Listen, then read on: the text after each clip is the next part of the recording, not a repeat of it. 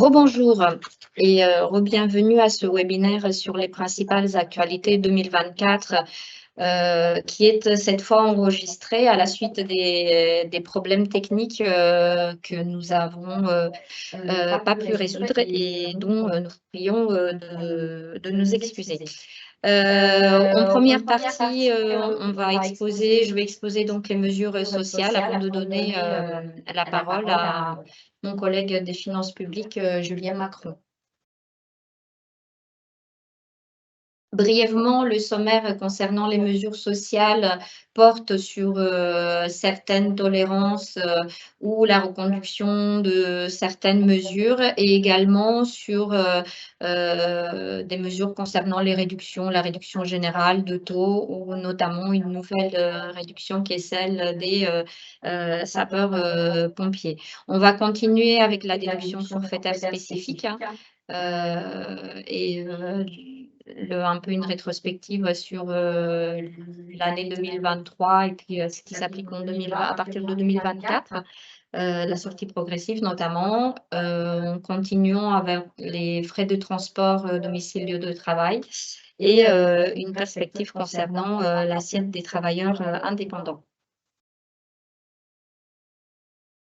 Concernant les bons d'achat et cadeaux, nous avons en fait en 2024 une tolérance exceptionnelle qui a été ajoutée à d'autres événements que sont Noël, la rentrée scolaire ou bien les événements de la vie comme la naissance et le mariage.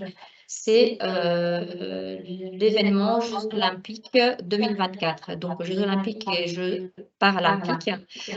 Ce qui a été accordé comme tolérance pour les comités socio-économiques ou bien les employeurs, c'est un régime d'exemption particulier pour les bons d'achat ou les cadeaux en nature, donc accordés au titre de cet événement.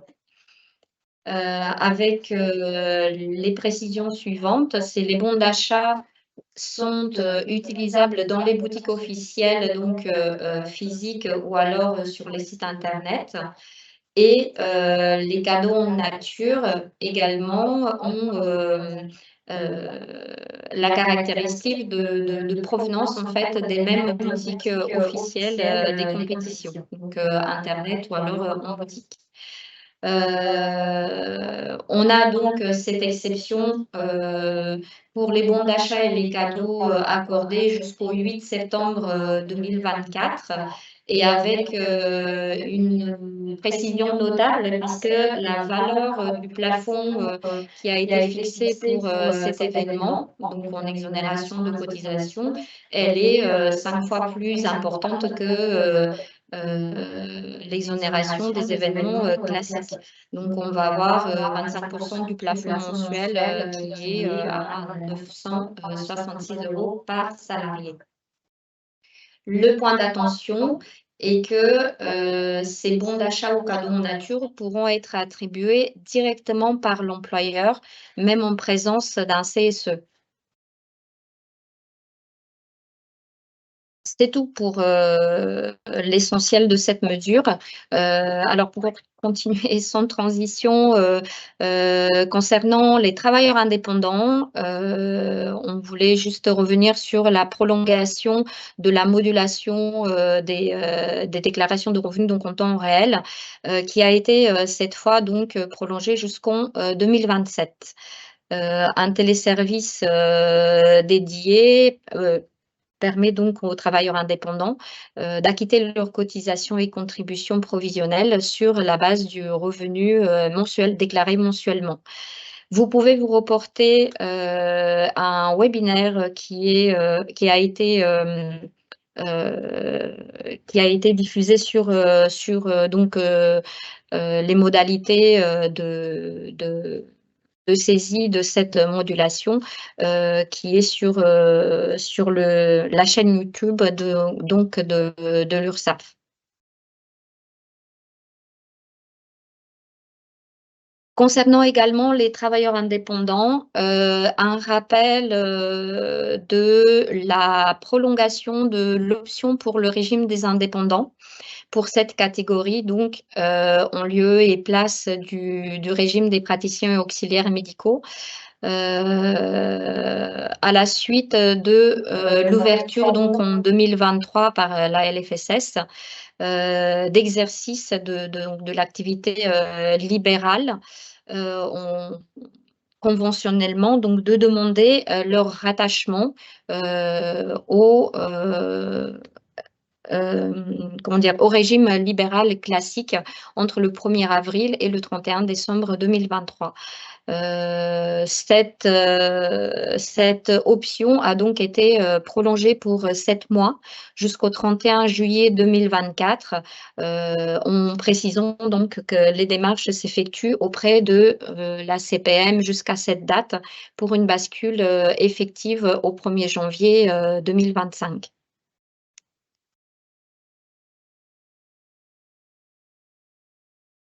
On rentre dans les mesures de réduction, d'exonération, avec une précision sur la réduction générale qui a été apportée par un décret donc d'août 2023 et qui a été inséré donc dans le bulletin officiel de la sécurité sociale dans le chapitre de la réduction générale.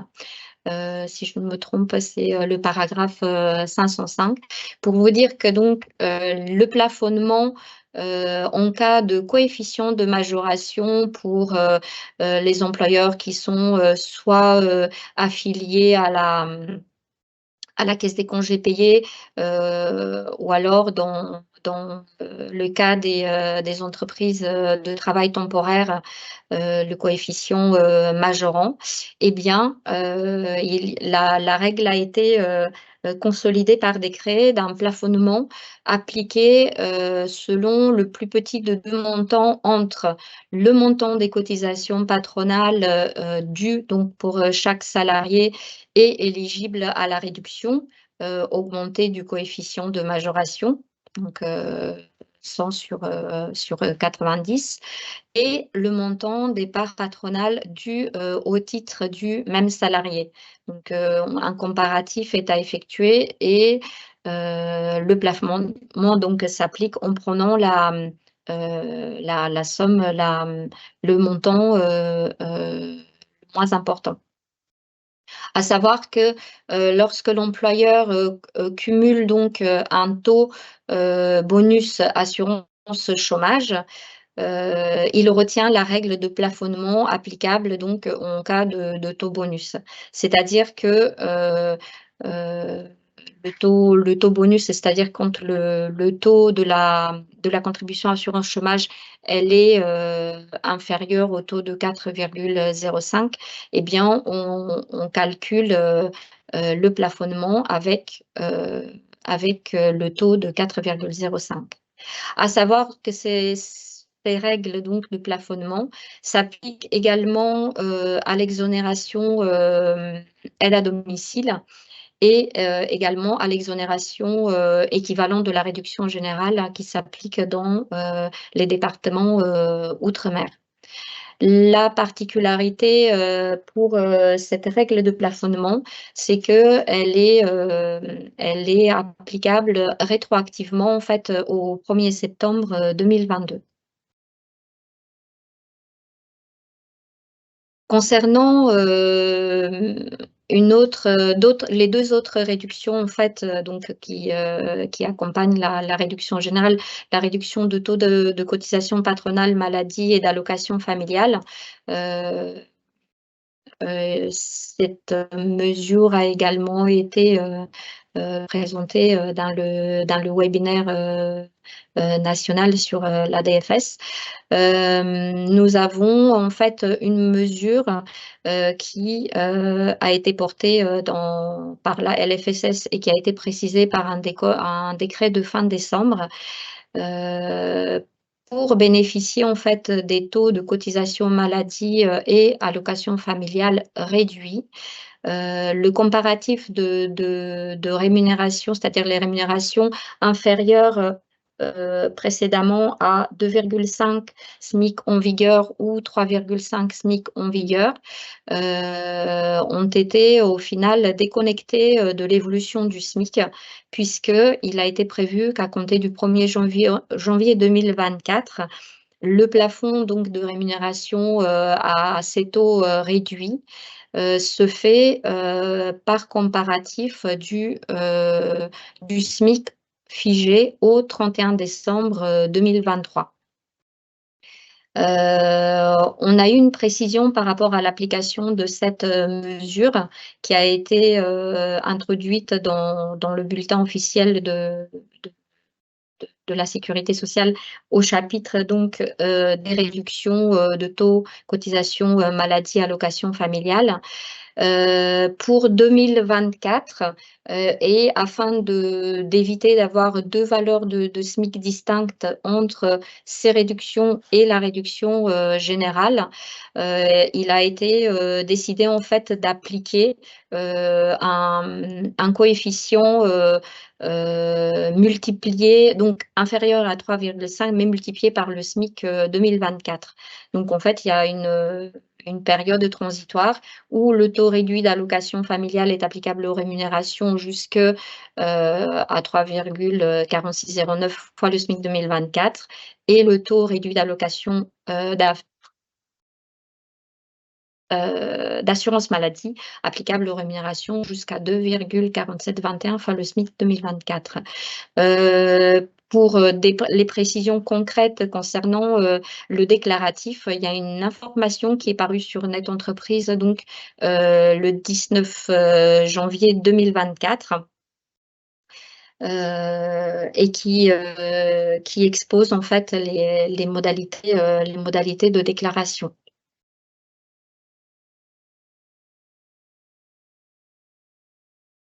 On voulait juste évoquer le régime social d'une gratification qui est nouvelle et qui entre en vigueur aussi au 1er janvier. Il s'agit en fait de la gratification pour les stages des lycéens en fait en voie professionnelle qui est financée par l'État et versée par l'Agence des services et des paiements, l'ASP.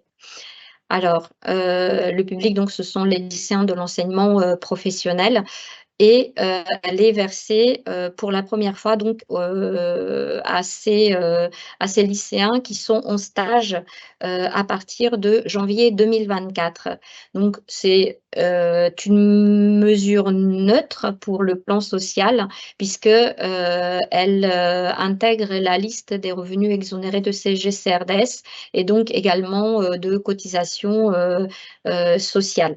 Donc notamment, elle n'a pas, voilà, elle n'a pas lieu de figurer sur la DSN.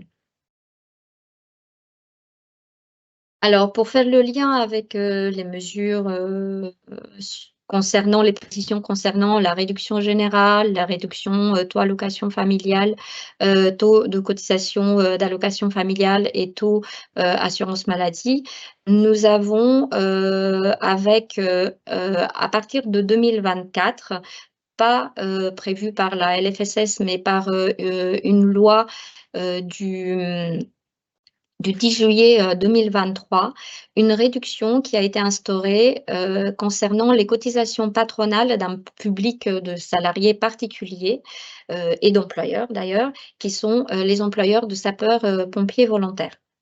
Les salariés qui sont éligibles à cette réduction de cotisation patronale, ce sont les sapeurs-pompiers volontaires embauchés entre le 1er janvier 2024 et le 31 décembre 2026. Donc, il s'agit d'une mesure prise à titre expérimental. Elle concerne également les salariés qui s'engagent en tant que sapeurs-pompiers volontaires pour la première fois entre les mêmes dates, c'est-à-dire le 1er janvier 2024 et 31 décembre 2026. Alors, Comment se décline cette réduction? Il s'agit donc d'une réduction pour les salariés dont les rémunérations sont inférieures à 1,6 SMIC. Donc, c'est le même plafond que pour la réduction générale.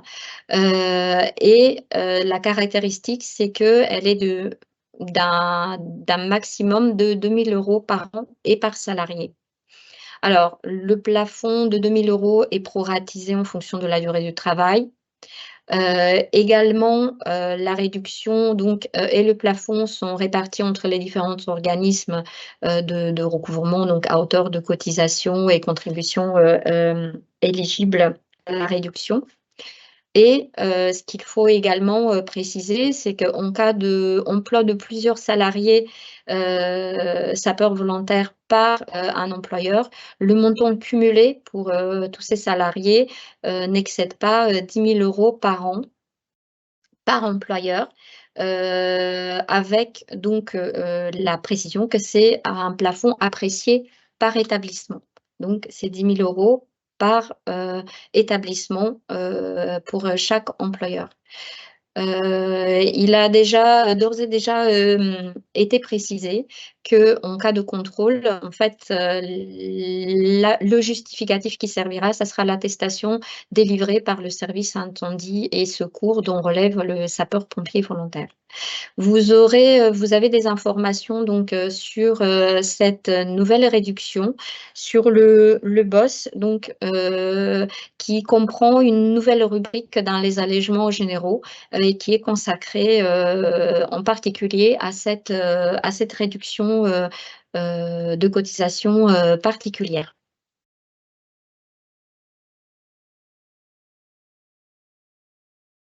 Alors, nous avons vu, des précisions relatives, à la réduction qui sont issues, en général soit de la LFSS, soit de précisions,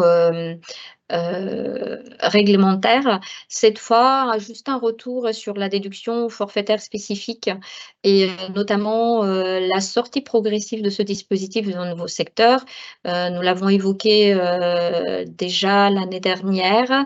On a pris le parti de la réévoquer cette année parce que, on a quand même, notamment dans nos services, des questions nombreuses en fait qui demeurent sur, de la part des employeurs et de la part de vous, cabinets, comptables, concernant voilà tout ce qui, gravite un petit peu, les tolérances, les dispositions qui gravitent autour de cette sortie progressive. Voilà, elle pose question.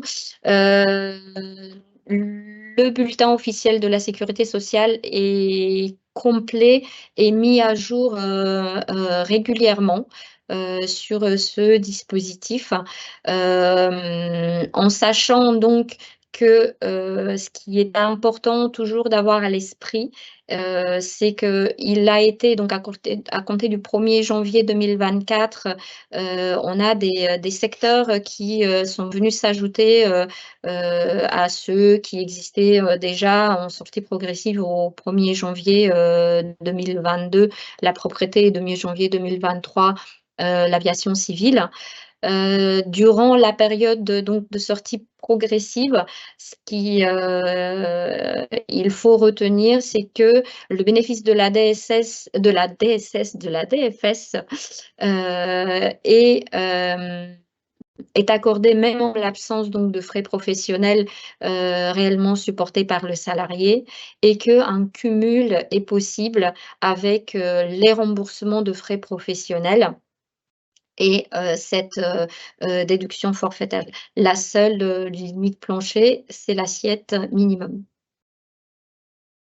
On vous a indiqué, un petit peu, voilà, à titre indicatif, sous forme d'une frise, ce qui est écrit, dans le BOSS. Alors, on vous a mis les indications, à la section au chapitre 9 à la section 3. Et donc, on a 6 secteurs qui sortent voilà, qui commencent à sortir progressivement au 1er janvier 2024 du dispositif de la déduction forfaitaire spécifique. La dégressivité, en fait, elle commence donc du taux initial, elle commence d'ores et déjà pour ces secteurs au 1er janvier 2024.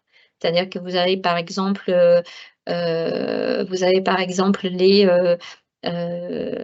les journalistes qui vont avoir un taux, donc qui ont un taux habituel de la déduction forfaitaire spécifique à 30% et qui au 1er janvier 2024, si le choix est fait d'appliquer un taux réduit avec la tolérance qui l'accompagne, ce taux il est dès 2024 de 28%.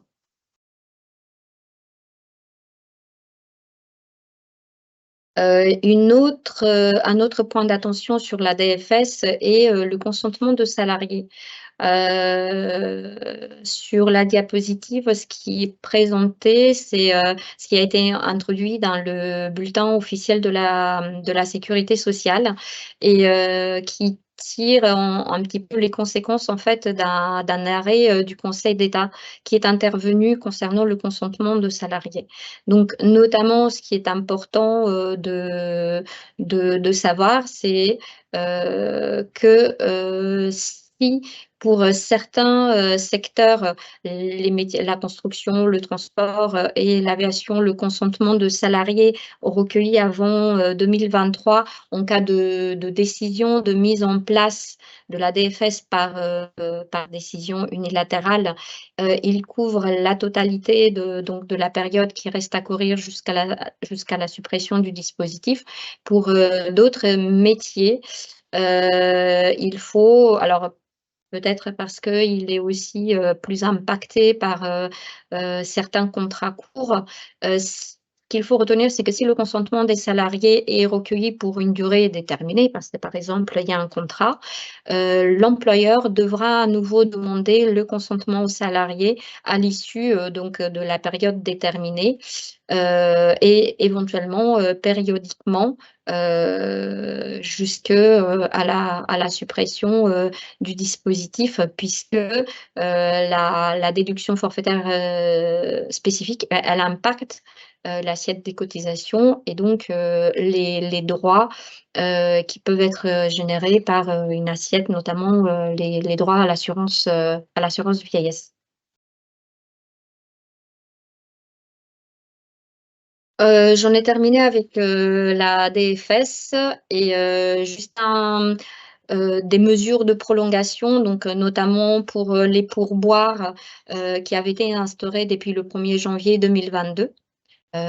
Donc les pourboires remis volontairement aux salariés en contact avec la clientèle pour ceux qui sont rémunérés à 1,6 SMIC.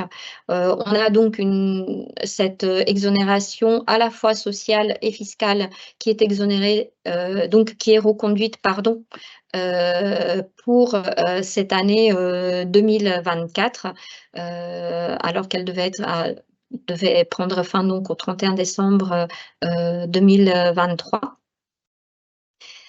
Concernant d'autres prolongements des dispositions déjà en vigueur, alors qui avaient été initialement prévues par la loi de finances rectificative pour 2022, ce sont les frais de transport domicile, lieu de travail. Donc, c'était les mesures un petit peu anti-inflation avec donc les dispositions qui sont reconduites concernant la prime de transport et concernant la prise en charge donc des frais engagés par le salarié dans le cadre de forfait mobilité durable, en reconduisant en même temps les tolérances qui accompagnent en fait ces mesures.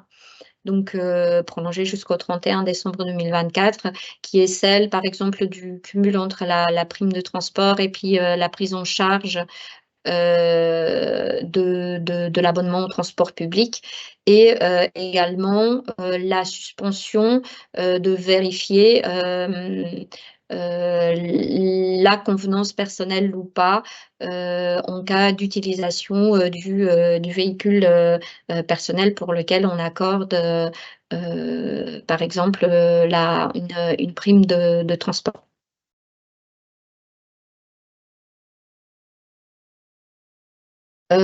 Comme je vous ai parlé comme j'ai fait référence au boss à l'occasion des mesures précédentes, on trouve utile en fait de rappeler que le boss est mis à jour très régulièrement, qu'il y a une possibilité de s'abonner via un flux RSS aux mises à jour. Alors, aux mises à jour dans les différentes rubriques. Vous avez la possibilité d'avoir aussi un comparatif de version quand vous utilisez en fait l'ascenseur qui est la voie gauche. Là, on n'a pas une présentation en direct, mais on n'a qu'une copie d'écran. Mais c'était juste pour vous encourager à utiliser en fait, à rechercher les informations également dans le boss, puisqu'elles sont complétées au fur et à mesure et puis éventuellement assorties d'exemples.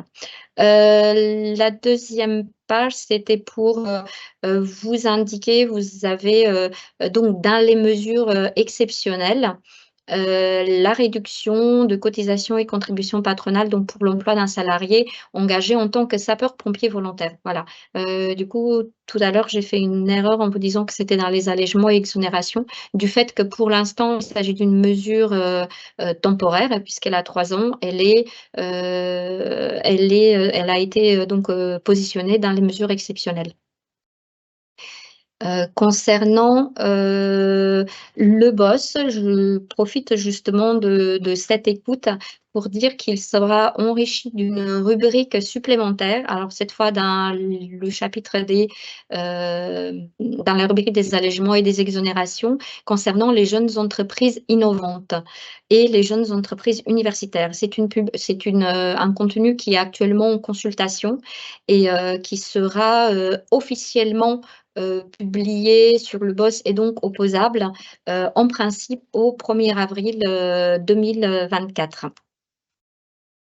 Et pour terminer la présentation, une dernière diapo qui est plutôt une prospective. Elle a été prévue par la loi de financement pour 2024 et concerne en fait la réforme de l'assiette des cotisations et contributions des travailleurs indépendants, donc qui sera en vigueur pour les revenus 2025. Donc, concernant pour les publics de travailleurs indépendants et y compris ceux qui exercent sous la forme des professions médicales. Donc, à compter de revenus 2025, on va avoir un calcul de l'assiette qui sera simplifié en prévoyant un alignement de l'assiette des cotisations sociales et celui de la CSG-CRDS. L'assiette donc des cotisations et de la CSG sera principalement composée du chiffre d'affaires moins donc les charges nécessitées par l'exercice de l'activité pour les entrepreneurs individuels ou les sociétés à l'impôt sur le revenu, de la rémunération et d'une part des dividendes pour notamment les sociétés à l'IS, et qui sera donc diminuée d'un abattement de 26%. Donc cette mesure, elle va être mise ou précisée par décret au cours de l'année, certainement de l'année 2024. Et pour cette raison, en fait, on fait une présentation très sommaire. J'en ai terminé pour ce qui concerne les mesures sociales. Je passe donc la parole à notre collègue des finances publiques, Monsieur Lafond. À vous la parole. Alors, je vais vous présenter donc les principales mesures qui ont été adoptées dans le cadre de la loi de finances 2024. Ce qu'il faut retenir, c'est qu'on est surtout sur, un objectif de verdissement, de l'économie, par la mise en place de, mesures, incitatives au changement, des parcs automobiles des entreprises et la mise en place d'un crédit d'impôt, qui doit faire l'objet, d'une validation par la Commission européenne. Donc, dans un premier temps, on va aborder l'abaissement du seuil du régime micro-BIC pour les meublés de tourisme, qui est une mesure qui a été adoptée, sur proposition en fait du Sénat. Sous réserve de validation, les entreprises, concernées par les activités de meublés de tourisme non classées, le régime micro-BIC s'applique jusqu'à, un chiffre d'affaires de 15 000 € et un abattement est également fixé à 30 Il est prévu pour les entreprises de location de meublés de tourisme qui ne sont pas situées dans des zones géographiques, caractérisées par un déséquilibre important entre l'offre et la demande. Ces entreprises-là peuvent bénéficier d'un abattement supplémentaire de 21 à condition de toujours respecter cette limite de 15 000 € de chiffre d'affaires. Sous réserve d'une, modification de la doctrine administrative, cette disposition ne s'applique pas aux meublés de tourisme classés et aux chambres d'hôtes. L'entrée en vigueur est au 1er janvier 2024 et porte sur les revenus qui ont été perçus sur l'année 2023. Également, petite précision sur, le calendrier de suppression de la CVAE qui est maintenant, déterminé. On est sur une suppression progressive sur une durée de 4 ans, par réduction d'un quart, donc à compter de 2024, et une suppression définitive en 2027. Ce qu'il faut retenir, c'est que, le plafonnement de la cotisation économique territoriale, va évoluer, compte tenu de la suppression de la CVAE et dès, 2024, il va y avoir la suppression de la cotisation minimum qui était de 63 €. Une grosse nouveauté de la loi de finances, c'est la création d'un crédit d'impôt au titre des investissements en faveur de l'industrie verte, C3IV. Alors ce crédit d'impôt va concerner les activités de production de batteries, de panneaux solaires, de turbines éoliennes et de pompes à chaleur. Il sera accordé sur, agrément préalable au titre de certains investissements spécifiques. Donc cet agrément sera délivré, conjointement par la Direction générale des entreprises, par l'ADEME et la DGFiP. Donc ça nécessite le dépôt d'une demande d'agrément, qui se fera, sur, une adresse mail qui a été, créée pour l'occasion. Cette demande d'agrément doit être déposée, de manière préalable avant, l'engagement de projet et il sera précisé sur l'agrément, le montant des dépenses éligibles et le taux de crédit d'impôt qui sera applicable. Heu, Ce crédit d'impôt donc concerne, les entreprises industrielles et commerciales qui sont imposées d'après leurs bénéfices réels et qui satisferont à des conditions cumulatives qui seront fixées par décret. Ce qu'il faut, retenir sur ce crédit d'impôt, c'est que, donc il va viser les dépenses qui seront, engagées, entre, l'année 2024 et le 31 décembre 2025 et qui sont engagées pour, la production ou l'acquisition d'éléments corporels ou incorporels. Donc il est précisé que cette assiette, sera constituée du prix de revient majoré des taxes et frais de toute nature, à l'exception des frais directement engagés pour la mise en état d'utilisation du bien et minoré des aides publiques reçues, à raison de ces dépenses.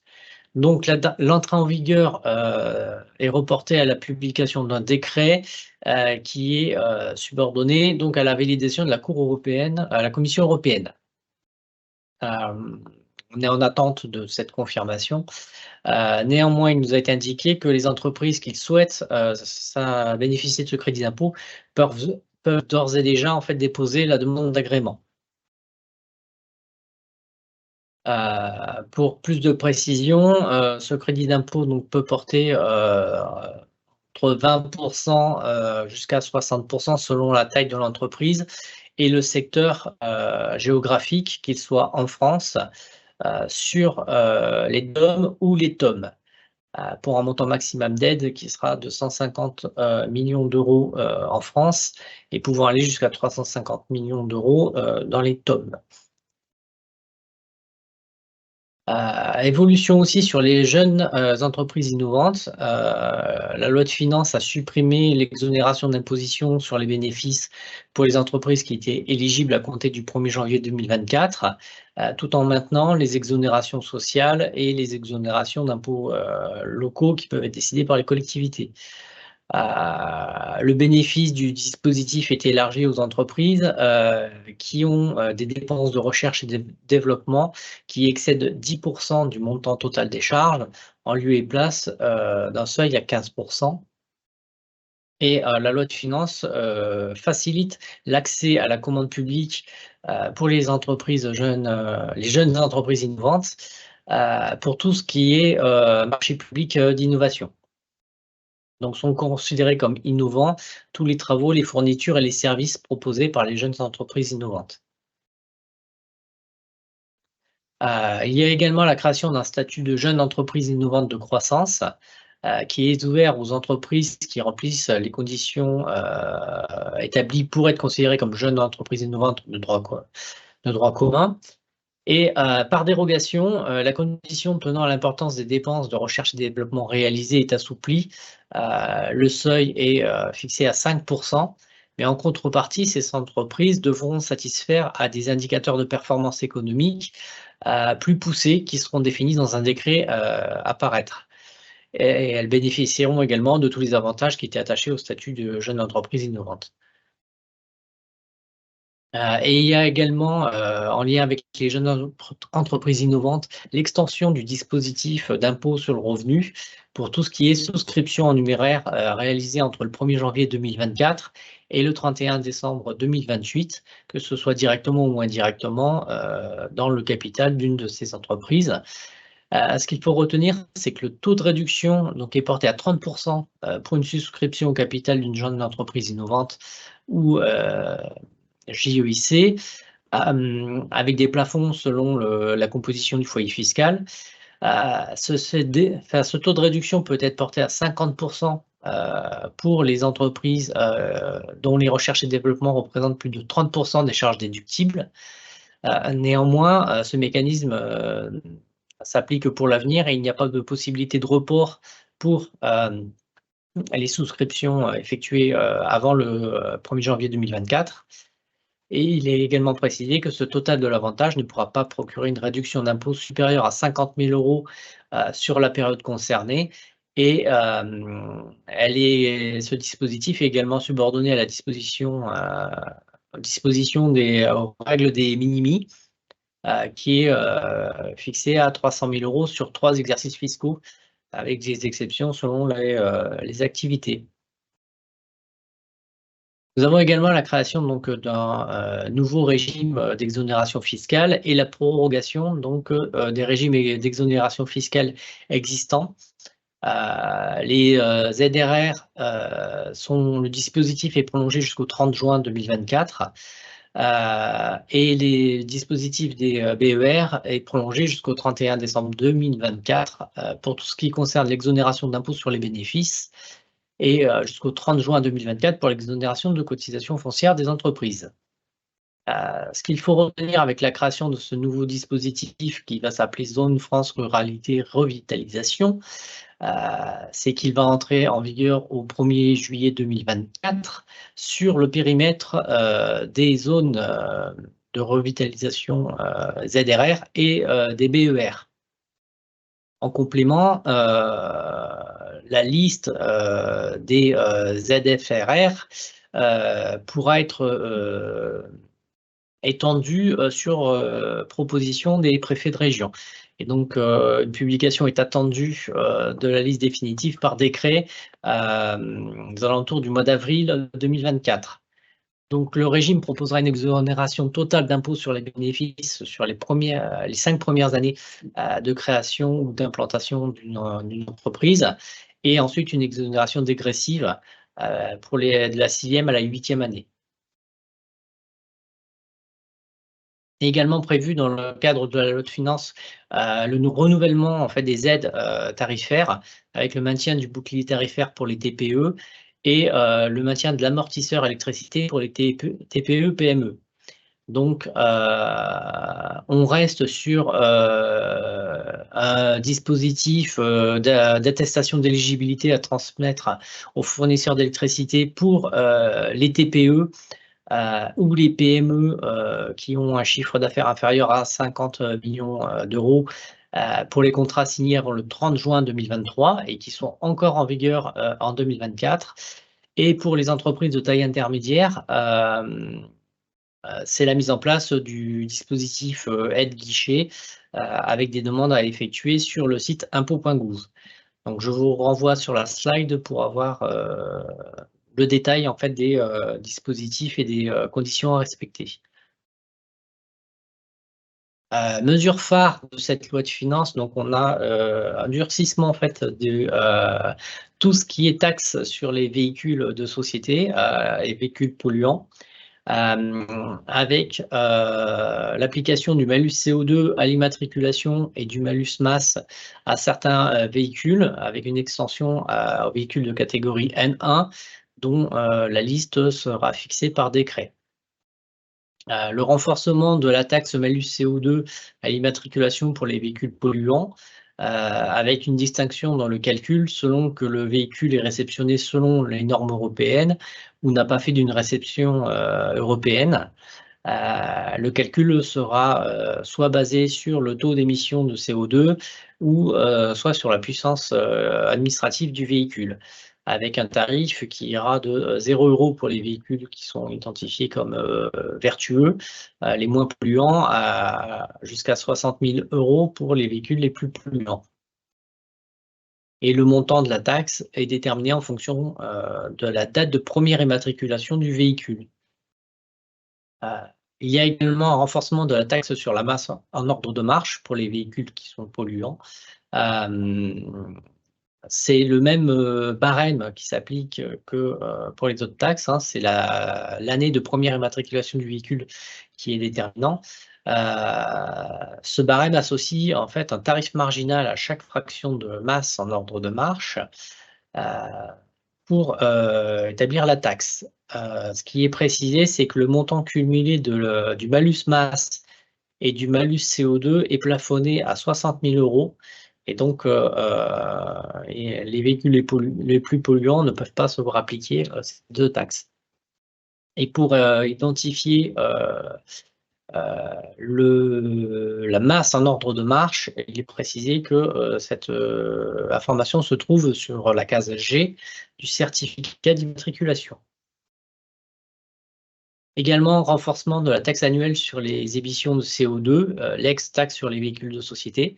Le seuil de déclenchement est abaissé de 5 grammes de CO2 par kilomètre et nous allons avoir une augmentation progressive du barème entre 2024 et 2027.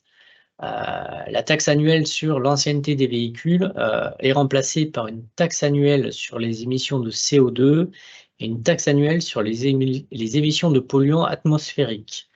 Donc ces deux taxes doivent être payées pour chaque véhicule en fonction du taux d'émission de CO2 et en fonction du type de carburant et de la mise en circulation du véhicule. Ces deux taxes visent toutes les sociétés ou toutes les entreprises individuelles. Pour les véhicules de société et les conditions d'application seront également précisées par un décret. Focus sur la facturation électronique. Donc, le calendrier a été publié et est définitif. Donc, report de l'entrée en vigueur de ce dispositif au 1er septembre 2026 pour les grandes entreprises et les ETI dans le volet émission des factures. Par contre, au 1er septembre 2026, toutes les entreprises sont concernées par l'obligation de réception de factures électroniques. Et les PME, TPE, micro-entreprises sont concernées par le volet émission des factures au 1er septembre 2027, avec une précision, c'est que le gouvernement a la possibilité de reporter l'entrée en vigueur de ce dispositif d'un trimestre. Donc, ça peut être décalé au 31 décembre 2026 pour les grandes entreprises et 31 décembre 2027 pour les PME. Et pour finir, un petit focus sur la fiscalité des rémunérations dans les SEL, qui fait suite à un revirement de jurisprudence du Conseil d'État. La documentation administrative a été mise à jour le 27 décembre 2023 par la direction de la législation fiscale. Donc à compter du 1er janvier 2024, on a la fin de la tolérance et l'obligation d'appliquer cette nouvelle doctrine.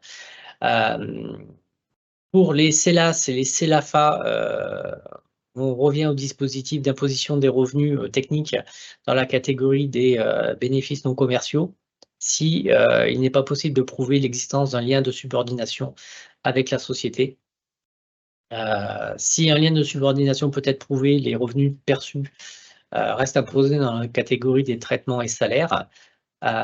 Pour ce qui est des CELARL, le gérant majoritaire, ses revenus sont imposés dans la catégorie des BNC, sauf si les fonctions sont indissociables du mandat. Alors, votre attention est appelée sur le fait qu'il y a du coup potentiellement une différence de traitement selon entre la fiscalité et le volet social. Donc ces points-là sont à confirmer. Pour ce qui est des gérants de SEL, il y a une obligation de se s'immatriculer, parce que le numéro SIREN, en fait, est la donnée primordiale pour pouvoir accéder à toutes les offres de services sur le site impôts.gouv. Donc voilà ce que nous pouvions en dire.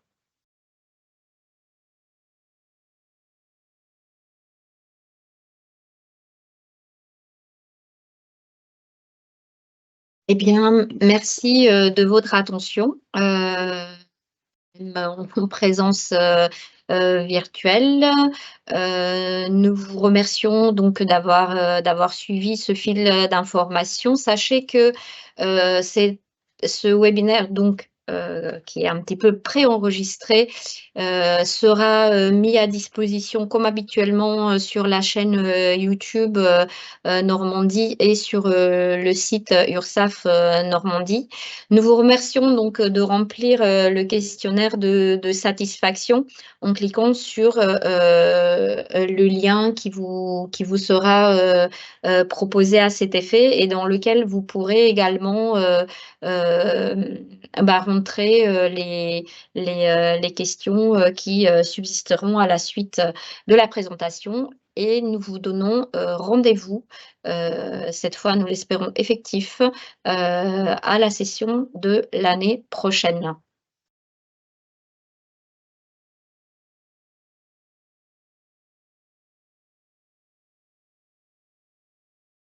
On coupe.